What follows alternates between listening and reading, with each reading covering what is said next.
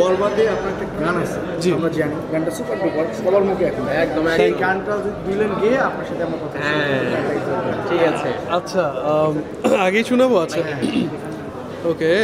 প্রতি নিঃশ্বাসে নাম তোমার লেখা আমার মনের ভেতরে, পুরো দুনিয়া জ্বালিয়ে দেব, করবো ছারখার তোমায় না পেলে। Thank you.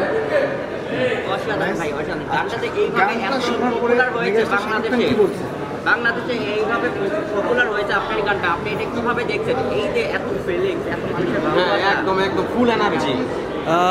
বেশ ভালোভাবে দেখছি, কারণ এত মানুষের ভালোবাসা, সবাই গানটাকে সুন্দর করে গ্রহণ করেছে এবং পছন্দ করেছে।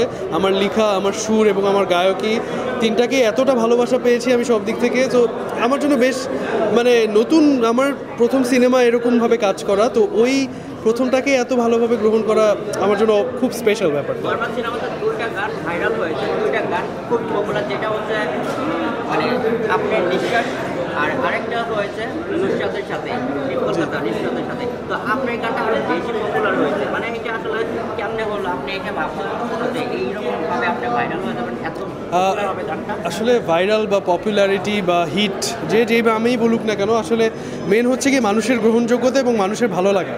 তো মানুষের ভালো লেগেছে দেখে এখনও গানটা চলছে। আর এই মুভিতে আরও বেশ সবগুলো গানই বেশ সুন্দর, সবার বড় বড় আর্টিস্টের গান আছে, সবগুলো গানই সুন্দর, আমার কাছে সবগুলোই পছন্দ।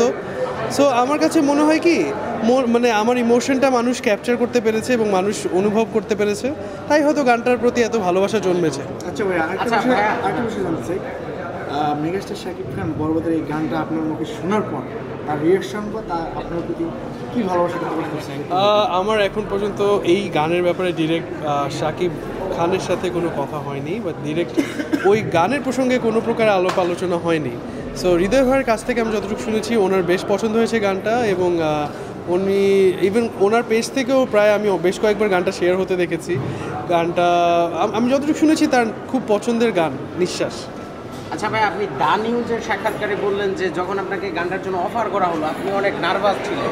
এই যে নার্ভাস, আবার দ্বিতীয়বার রেকর্ড করে দিলেন, তো এখন আসলে সফলতার যে মুহূর্তটা, এটা কেমন লাগতেছে?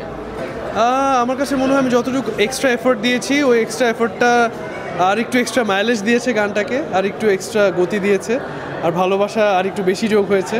সো কোনো এফোর্টের জন্য কমতি রাখিনি আমরা আমাদের বরবাদের টিম থেকে।